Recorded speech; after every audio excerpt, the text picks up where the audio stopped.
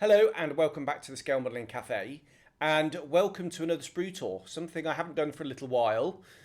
And this is quite cool actually, because I went home for Christmas and this is one of the new kits that I brought back with me, and I've been wanting this kit for quite a while. It was announced in the 2023 catalogue, but we didn't see the CAD shots and anything like that until about Q3.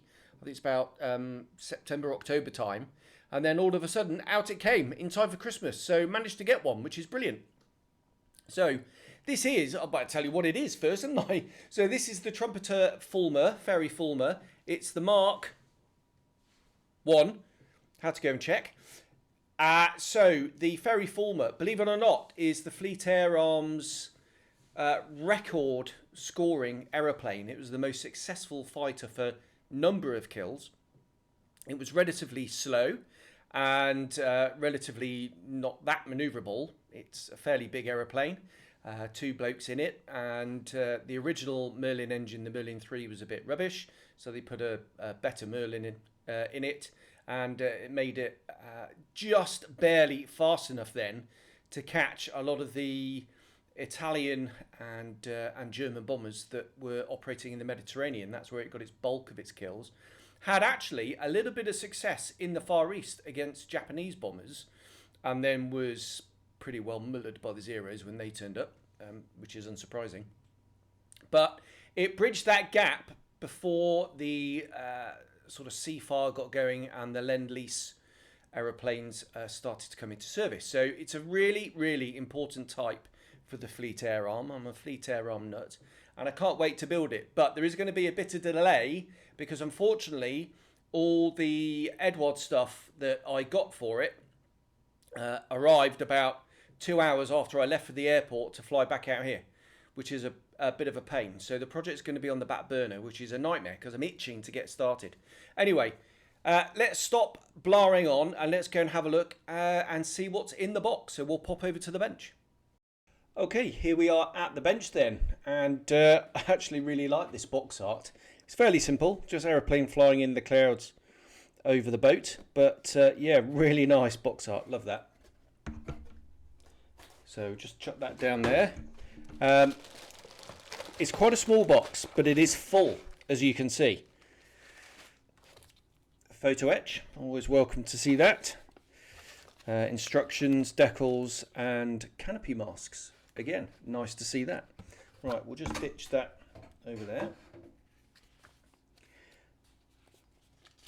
And take a look at the instructions. Typical Trumpeter Hobby Boss instructions. Quite an aggressive fold on that, actually.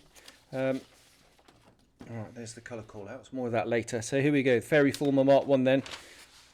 We've got the standard sprue layout. All the cockpits going in. It seems to be quite well appointed with details, instrument panels, radios, all the gubbins. And then look at this, no cement and a sort of polycap type arrangement. So the propeller's going to be able to spin, which is cool. Just some little widget here before the fuselage sides go together. So that should be fairly quick, actually, I reckon.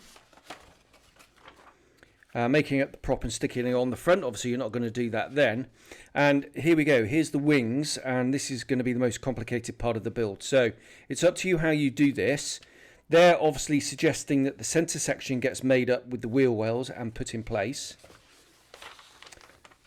Windscreen and exhaust, which is a bit bizarre, and slidable canopy with, look at that, photo etch opening handle, so that's really nice.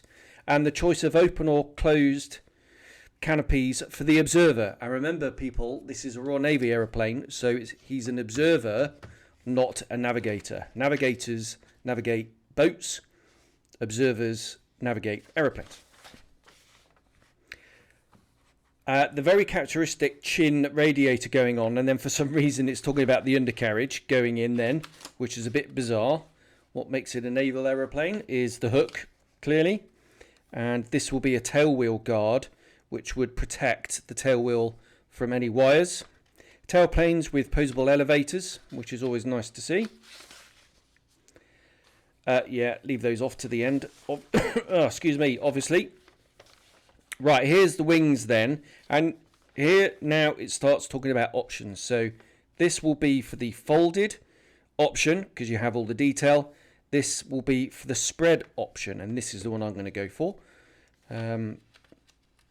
No idea why people do folded up aeroplanes, but you know, some people do.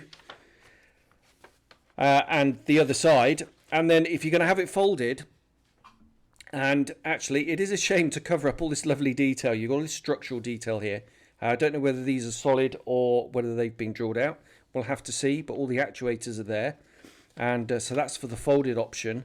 For the spread option, posable ailerons and the flap. Now, I don't know whether the flap is posable. Doesn't look like it to me, but that's fine. Fine by me. That's just the other side. And then you've got some more sort of structural parts for the inner wing. And then here it is how it mounts. So you can see there how it just glues on. Looks like you stick it to the fuselage as well. Maybe this flat part. Yeah, I don't know about that. And then it hooks onto the tailplane. So I imagine, you know, there's quite a bit of force times distance there. So how strong that's going to be in the long term, I don't know. And then just sticking them on here. Now, if you're going to do it spread, you could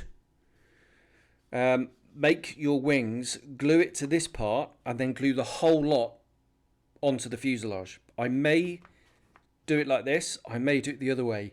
I'm going to do a lot of dry fitting first to find out. But looks like a fairly simple build, other than this sort of wing blah going on.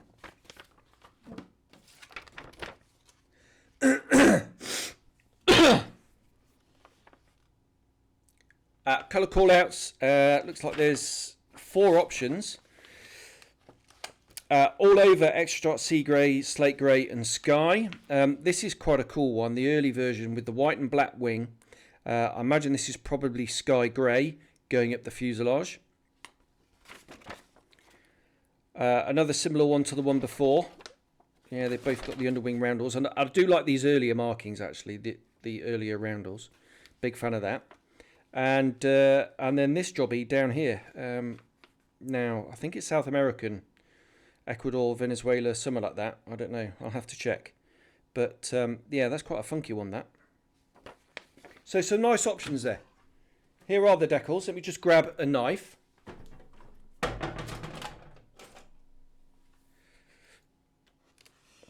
Now, their decals tend to be, I think, very good, other than the colours. They tend to be a bit too bright. So, here's the canopy masks. On paper, quite a rough paper, feels like. But that's a nice touch. Yeah, big fan of that. And then the decals themselves.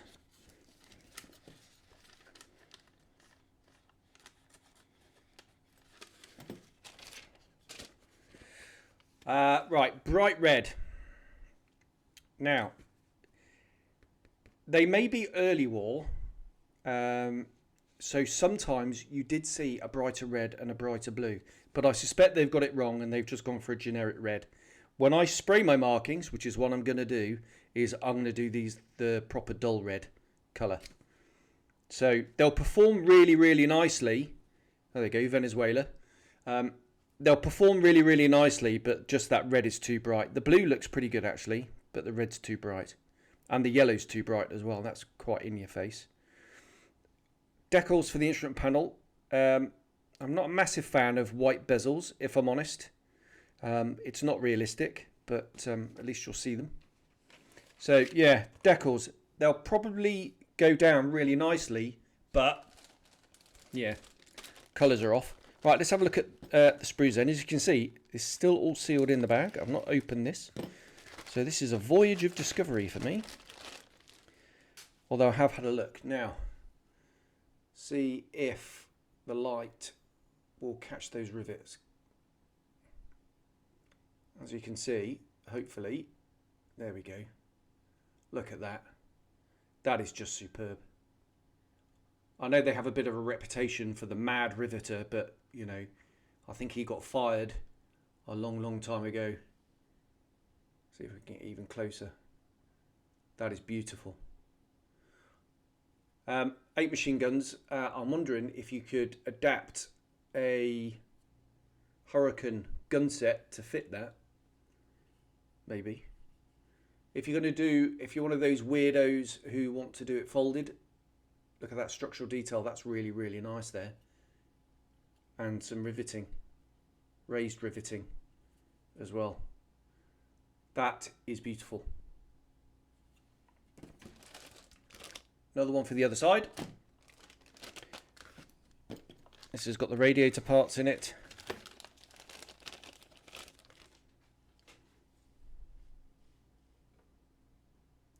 Nicely done. Probably replacement on the Edward set that I'm going to get, but that looks really nice. That'll take a dry brush and a wash really nicely. And some nice detail on the radiator. Nice and thin. Ejector pin marks on the inside, but you're not going to see those. Yeah, that's really nice. Right. The main event, I guess, fuselage is going to be the focal point of the model.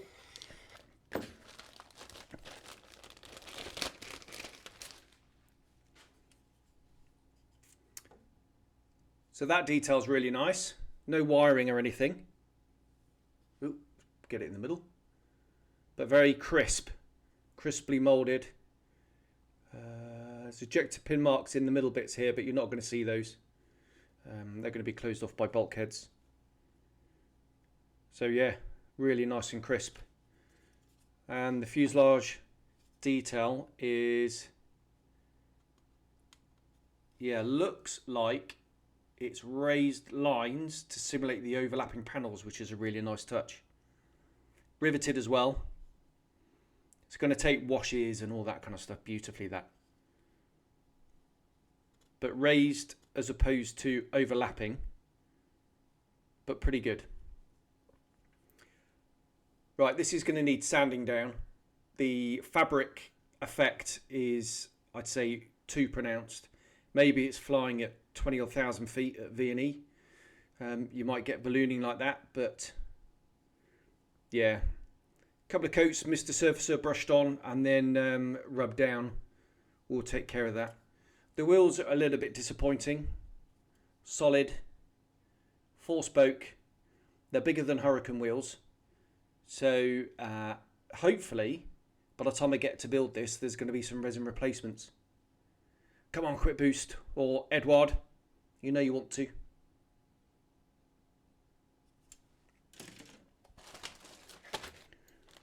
Next, this one.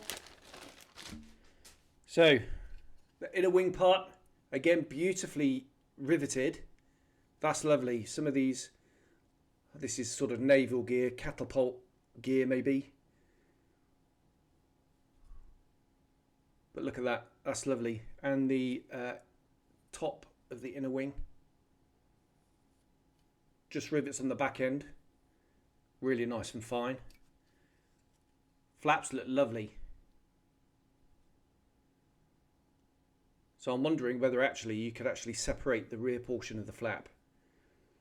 You'd have to do something with the actuators, but maybe that's a possibility.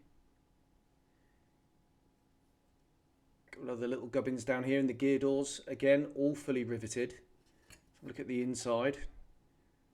Nicely detailed on the inside, but we do have ejector pin marks. So this one you're not going to see. These two here you're not going to see. This one you are. And these are going to be impossible to sort out. So maybe cutting a bit of plastic card to just go over those panels would improve the look of that. That's a bit of a shame. But other than that, nicely done. There's the gear legs. Quite a telescopic torque link type thing going on there. So I wonder if that's full extension. Hopefully not.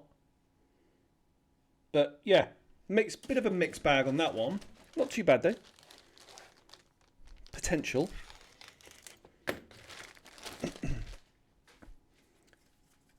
look at the wheel wells. If I can get it in shot, there we go. So again, nice structural detail going on in there. No wiring or anything, so check your references. Maybe you could add some if required. Just flip it over. This wiring here, yeah, I'll probably sand that off and replace that with actual wire. It's a bit flat looking. Seats are pretty nice and hollow and nice and thin. So that's a bit of a win. Cockpit sidewalls. Got some nice relief on there. It's going to take a wash nicely, that. It's all fairly flat though. Especially the throttle. That's really flat. That'll need sorting. Again, some pretty flat wiring on these parts. The observer station. And this fabric on here is much nicer on the rudder. That's much, much nicer. No problems with that at all. Yeah, again, so mixed bag. I like the control column actually. That's very finely done. But yeah, these are a bit flat, the cockpit sidewalls, I would say.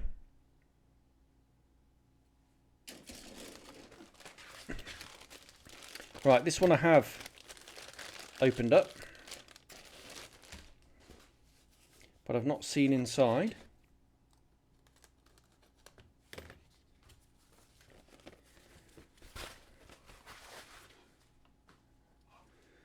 Right, I don't really know why that's on there, but spinner looks nice and a nice shape. It's got rivets on it as well. Tail planes, nicely riveted.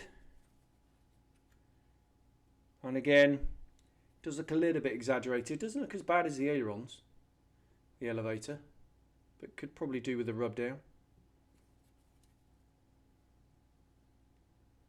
Hook is not, doesn't appear to be like a hook shape. It's like a triangle. I'll probably carve a better shape into that. Exhausts are solid. You could get some Hurricane exhausts or Spitfire exhausts to replace those. And I'm going to do that.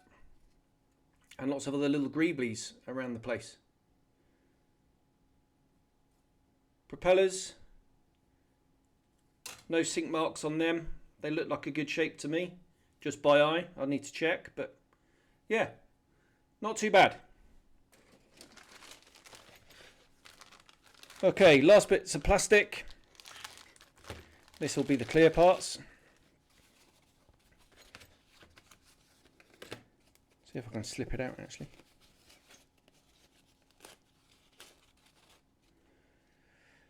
Oh, straight away, beautifully clear. You can see that. That's amazing. And the masks, I'm sure, are going to fit. If they don't fit, nice and raised, so you could easily mask them off yourself. Nice and flat. Just looking at the canopy shape. Now, I do know that there was a radius. Where are we? Get it in shot, Jamie. Right, round here, there's a radius, and that looks a little bit sharp to me.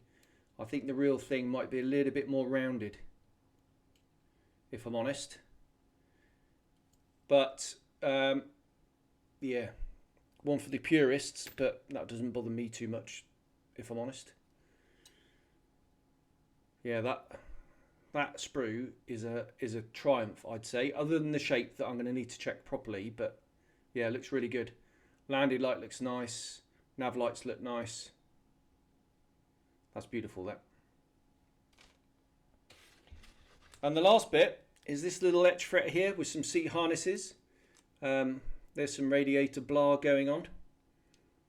Don't know what these are. These are glare shields for the exhausts, because it was it was a night fighter later on.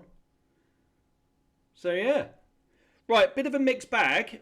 Beautifully moulded, but a little bit flat in the cockpit in certain places. But yeah, overall, I'm really excited to get going. I just hope I can very soon. So I think resin wheels and resin exhausts would be a bonus. And then maybe a bit of scratch building just to bulk out a few of the sort of boxes and the throttle and a little bit of extra wiring in there would really dress it up. But if you wanted to do it straight from the box, I think it's going to look really nice. So let's head back over to the chair and have a bit of a debrief. Okay, there we are. That is the contents of the box. What immediately strikes me is the surface detail. It seems that Edward, here we go, that Trumpeter have got a real handle on the rivets. I'm a massive fan of rivets, as many of you know, and if they're not there, I'll go ahead and add them. The fact that they're on there is great. I think they are relatively refined. They're not as refined as Edward or Clearprop, which are, I think, the sort of market leaders in riveted airframes. But it looks to be better than the Minicraft P47, certainly more consistent. And the fact that they're recessed, even though the real thing was, a lot of it was domed rivets, I think it's the best way to go in scale form. Especially when you're dealing with an aeroplane, you've got to sort out seams and everything. The wing fold looks really quite cool. It was a very innovative way of folding the wings, where the flap, as you saw in the instructions, sort of come all the way up and sit on top of the wing, so the wings could fold back down the sides of the fuselage, rather than sort of typical naval aeroplanes that come up like that, which I think is really cool. However, on models, I do not like folded up aeroplanes. I just think they look stunted. They look a bit like a dead pigeon. And yeah, it's not for me. It would have been nice to have full span wings and cut lines on the inside for those people who, for some whatever reason, want to do it folded up. It's my only personal opinion. Don't shoot me down in the comments, please. I'm only having a laugh. So, yeah, all round, I cannot wait to get started. It's just deeply frustrating that it's not going to be until after Ramadan, sort of April, May time now, which is a right pain. But there we go. I've got plenty of stuff to keep me going. Anyway, that is the Fulmar in 1/48 scale from Trumpeter. And I think it looks like a really nice kit. So I'll see you on the next one. Cheers. Bye-bye.